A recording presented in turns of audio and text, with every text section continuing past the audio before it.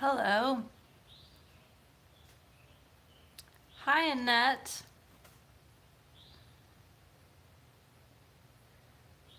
I see that there's 8 people on, but I can't see who you are. Say hi.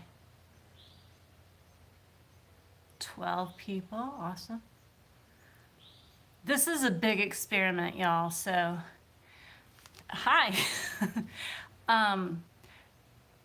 I'm just trying this out to see if this might be a more convenient. What are we painting? We're working on this. Hi, Renee. Hi, Lucille. How's it going? These paintings behind me, I've been messing around with on an upright, using a combination of brushes and this silicone spatula thing. And so I just wanted to show you what I've got going on because I don't know. I have gotten sick of recording and then cutting out all the extra and uploading it and all that. So I thought maybe if I could find a convenient way to just live stream while I paint, then maybe I can get back into it. Because some of you know that I haven't been recording myself for a while, but I have been painting. So this is my lovely garage, kicked out of the school. Not technically, I could paint at school, but you know, I'm trying to quarantine. So this is my garage, and this is where I store all my paintings. This is all boxes of paintings back here, and there's some big guys up here. So anyways, what I've done so far on this painting, can you see it okay? Hello from Washington. Sarah, hi. Thank you. I'm glad to be back too. We'll see how this, ooh, from the UK, awesome. We'll see how this goes. Hopefully this will be the new way to get things out to you faster that will feel more convenient for me. That's a better angle, huh? So the one disadvantage of this type of painting that I'm doing now, the acrylic pour, you can see okay, thank you. Closer would be good. I have, as this is a table, so let me show you what. So down here is my table with my palette and everything, and then I think I just screwed up my secure. Hold on.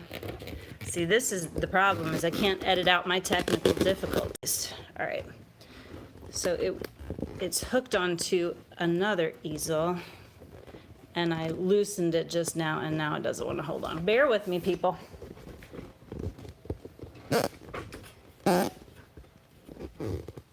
Okay. So anyways, there's a table. I can't get much closer. Maybe I guess I could pull the painting and angle it more towards you. Okay, so what I've done is I painted the background white, then I added variations of Ultramarine Blue and a Quinacridone Violet, making an indigo mixture, and I made it sort of pastel, and I did a background, and then I added some tape and I put in what was a black stripe, but that has been covered up with lots of layers. So what I was saying, the acrylic pouring is more of an alla prima approach. This is a step-by-step approach that requires quite a lot of stopping and starting. So this will be my 3rd time painting today. It'll only take me a few minutes, but you do get to see the reveal of this tape. So what I did here was I put 2 pieces of tape, and then I painted a white stripe in between them, and then I painted over it, removing 1 piece of tape, so there's the white stripe of paint, but then 1 piece of tape is still there, and then I painted over it. It's dried, so now I'm going to remove 1 piece of tape. You'll see the white stripe, but this paint will be over top of the white stripe, but then it won't be where the tape is. So we'll see how that turned out. It's all a big experiment. So let's go with the tape removal.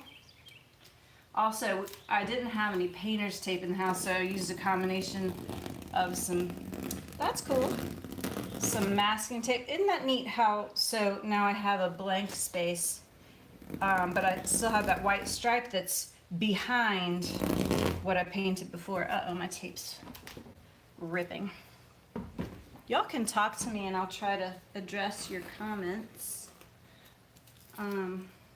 See, we got 30 people watching now. That's cool. So the one thing about using tape on your paintings for sure is you don't want to leave it overnight, because it will, like, the adhesive will harden and it could rip your paint more. Okay. So what I think I'm going to do now, I'm sort of working from light to dark and I'm going in, so I'm thinking I'm going to fill in these spaces here with more dark so it feels like a void going in. So this weirdness will be covered up. That's a little weird. And this is a little weird, but I do like the fact that there will be something over it but also some emptiness behind it, which will add a little ambiguity. You can see that there's some drips because when I do this, what I'm about to do, I'll wet it, and then I will we'll use this brush to add, we'll go with the purple first, which is Quinacridone Violet. Always golden, always golden. And then I'm going to spread it around with a smaller spatula. I was using this one earlier, but since I'm sort of trying to go smaller, then I'm going smaller with my brushes. So anyways, let's get to painting. So down here on my palette, I'm just making a puddle. You don't need to see that. And then I'm gonna, well, let's spray the area just so it'll move around a little more. That's just water. Water. And I'm going to just sort of put it in some places. And if it drips, that's cool. It's fine. And we'll see how that works. So this is all about gesture and expression. So you want to, I'm not going to talk while I do it because I want it to be bold and have some feeling behind it.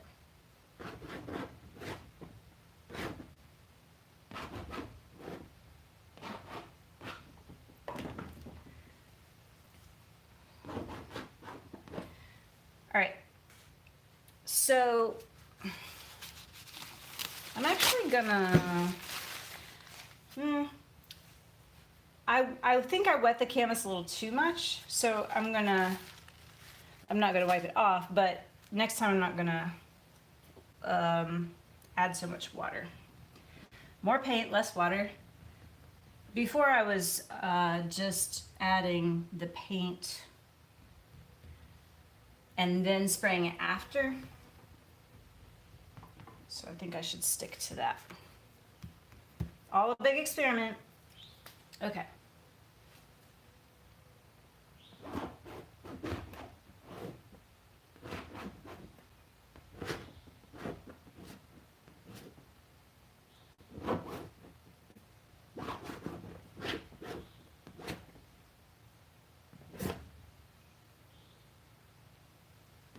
That looks bloody, doesn't it?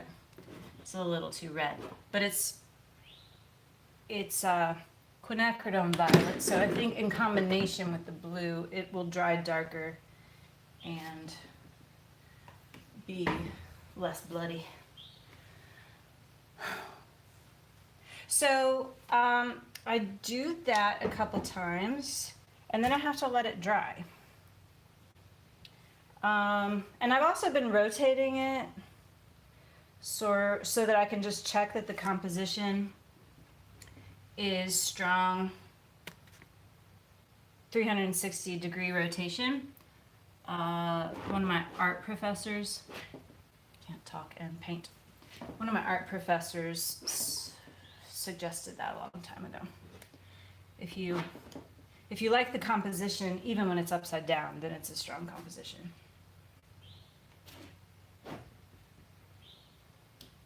Also, you'll notice I'm sort of trying to paint the sides. Anywhere I run off, I'm addressing the sides as I go. You guys talk to me. This is a live video. What do you want to know? Do you want a...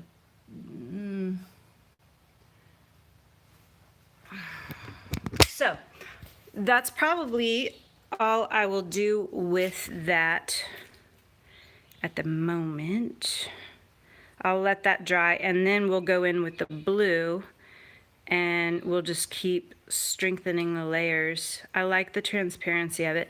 This is the other one I worked on. Some of you might have seen this on my Facebook page. You're also seeing all our business behind that. Ignore the business. This is the garage. I really just... It started out with sort of a burnt sienna background, and then I added some stripes with the tape. You see there's this turquoise stripe, and then there's a greenish turquoise stripe over here, as well as like some negative space stripes. So this one was sort of working dark to light. Each layer got lighter. And so I was trying the different approach here where each layer is getting darker. Oh my gosh, I just saw a whole bunch of comments pop up. Hold on. They were holding out on me and... Okay, I'm backing up here. So, can you get closer? Closer would be good. Can see, okay, I read those. All right. Hi, Courtney. Great to see you back. Thank you, Deborah. Better, great, better, perfect. I love working with layers. Can you use a hairdryer to dry? Yes, Sarah, I could. I would probably want to use it on a low setting so that it didn't blow the wetness around. And I think I used too much water just now. I don't care for the drips. Too soft for emotion. That's fine. I dig the drips a lot. The painting that Kathleen bought from me had over 20 layers. I love that you are doing this style of painting for us. Thank you, the Briggy girl. And what kind of tape did you use? So, the tape that I used was just regular, like, masking tape that was cheap school masking tape, and I ran out. And so then I used some... Do I have it around? Then I used some of this regular Scotch tape to sort of be resourceful and just use what I had, because that's really all I had. It would be fun to use different shapes tape for fun too. Yes, absolutely. You can mask it in different directions. And how do I make the comments stay up? They keep fading away. Nice to see you again. Thank you, Linda. Okay, so just as you know, this is going to have to dry. But this is my storage. I know a lot of people are interested in how do you store like all the paintings. Up high, those are my big 30 by 40 paintings that have big frames on them. I have someone coming tomorrow and picking one of those up. That's exciting. And then on top is a giant 36, no, oh, this is a long, that's one of my old swipes. Not too old. I did that right before I quit YouTube for a while. And here is, that's one of my paintings. So there's the painting. There's some smaller ones here. Each one of these boxes has a 30 by 60 painting in it. And then overflow onto the couch here. Some other paintings. There's some new canvases I'm going to be working on. So, thank you that you love the composition. I appreciate that. And this is my setup on the table. I have, this is an acrylic palette. I live in North Carolina. I'm in Western North Carolina in the mountains. And it's really nice because it's like a waxy surface. And I'll show you, hold on. It's hard to put that in there before it dries out. It's hard to talk and hold a camera and show you things.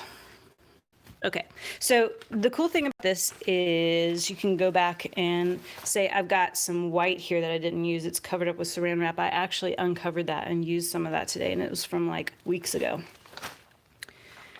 And I've seen some artists even like peel paint back off of some of these and use it on their paintings. I don't make my own canvases. I have this one because the local art store, well, I have this stretcher here. Yes, I was given that for free. The local art store was giving it away. I have made my own canvases, but I prefer not to. But when you're given free stretcher bars, it's great. So this is a great learning opportunity for everybody. So real stretcher bars have this bevel here. Okay, can you see that? And the other side does not. And cheaper ones will have it on both sides just so you can use both sides, but this is a nice like 1.5 inch frame, and that bevel helps because then when I stretch this canvas on it, then when I am priming or pushing down, I'm not going to get a ridge right there on the canvas from where the canvas hits it. There will be a good 1/4 inch of space so that if there's some pressure, it won't hit these bars, which is very nice. If this was just flush, then you would have an obvious line here every time your paintbrush crossed that. So yeah. I am capable of making my own canvases, but I prefer not to. And so I just went to the hardware store and bought this canvas, and I think it was like $10 for, you know, just in the drop cloth area. But I'm gonna have to prime it, and this is a little thicker probably than it needs to be, so it's probably gonna end up being excessively heavy. Yeah. I don't really have anything else. Cool story. There is a bird's nest in this plant here, which is a fuchsia, but it's been struggling because I thought it would get rain, but it's not getting very much rain. Anyways, there has been a bird that's just been yelling at me nonstop for being out here. And I'm trying to leave her alone, but she has babies, and I've seen her going in with worms, which is really cute. Okay, well, I'm gonna let this dry, and maybe tomorrow we'll have another session and you can see some stuff. Hey, thanks from Dublin, Ireland. That's cool. Basia. Thanks for joining us. So that's really all I got at the moment. It was great joining you guys again for a bit. Your cat yells at you constantly. I thought I have 3 cats and a dog, and I thought for sure while I was on this video I would catch one of them wandering around, but they must all be napping at the moment. Okay then. Enjoy the rest of your day. Thanks for joining me, and hopefully we'll do more of these. All right. See ya.